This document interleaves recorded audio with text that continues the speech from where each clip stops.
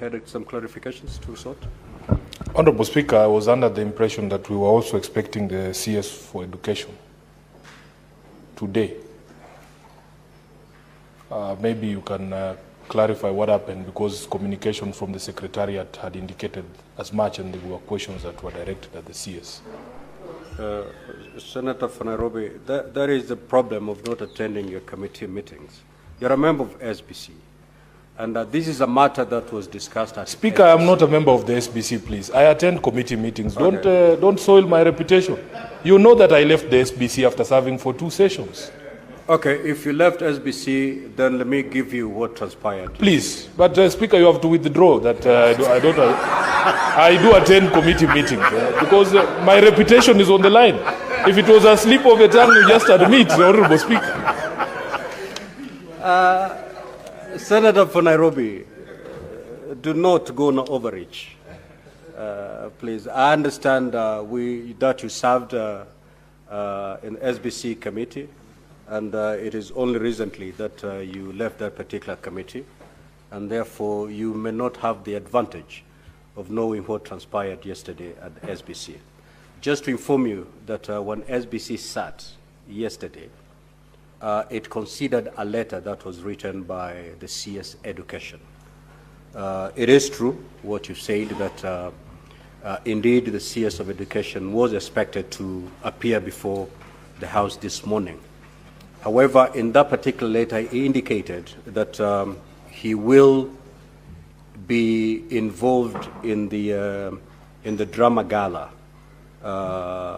in Nakuru as the Minister of Education, and therefore he will not be able to appear before the House.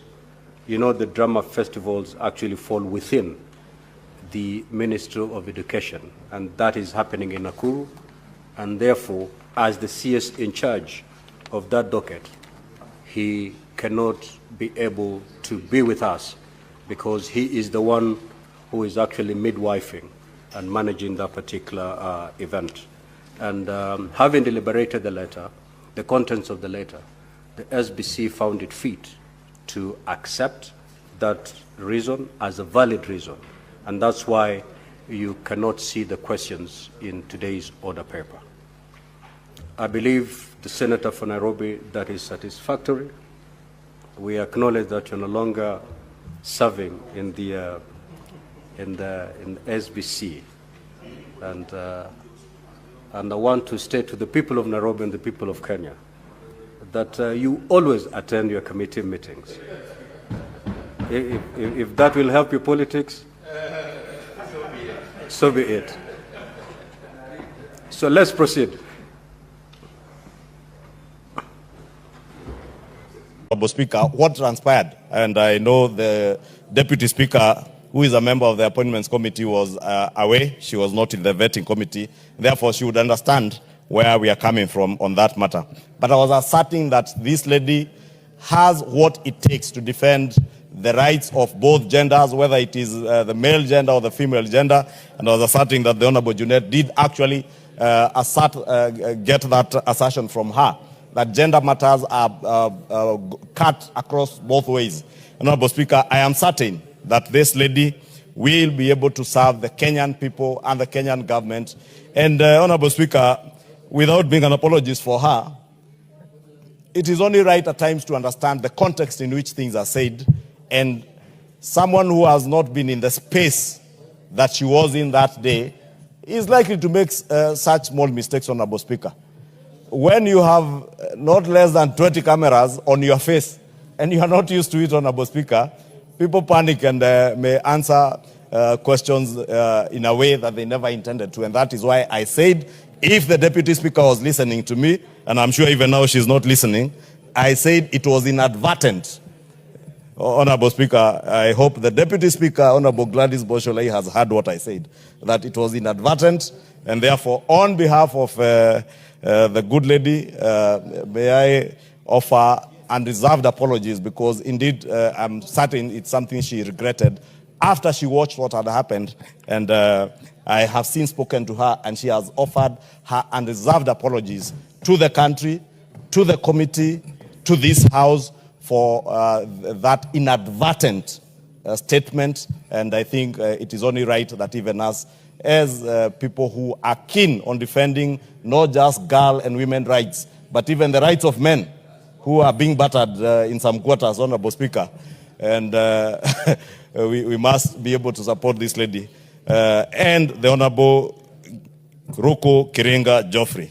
Honorable Speaker, allow me to then move, request the Leader of Minority to second this motion in agreement, who is also a senior member of this Committee of Appointments. Honorable Speaker, urge the House to support the appointment of these 2 cabinet secretaries so that they may go forth and serve the people of Kenya. Honorable Ruku will leave this House, if approved by the House, to go and serve in the executive, Honorable Speaker. And I remember me telling him during the vetting process, the approval hearing on Monday, that we have seen in the past members who left this House, got to the executive and became very arrogant, became members of the executive who hold members of parliament with contempt. And we have told the Honorable Ruku, he will be the yardstick of the SI unit to measure whether it is customary that any member who leaves the legislature to go into the executive holds members of parliament and the people of Kenya with contempt. We do hope that he will serve with dedication, serve with the same commitment we have seen him serve the people of Mbere North in the House, both in committee and in plenary. And we wish him all the best as he goes to serve in the executive. And we want to believe that he will serve better than those who have been there. I know he's a very young person, a very young man from Mbere North. I know there are those who are full of bile, as I said yesterday, because the Honorable Ruku is seen as a son to many of them. And they are angry that the replacement for the office of the Cabinet Secretary for Public Service is coming from Mbere and from a young man who qualifies to be somebody's son. But let me say, Honorable Ruku is not just appointed because he comes from Mbere. He has been appointed because of his capacity and ability to serve the people of Kenya in the position of Cabinet Secretary, just like he has served the people of Mbere North, had confidence in electing him as a member of Parliament. And with that, Honorable Speaker, I beg for support for these 2 Cabinet Secretaries, and I beg to move and request Honorable Junet to second. The Majority Leader. Honorable Speaker,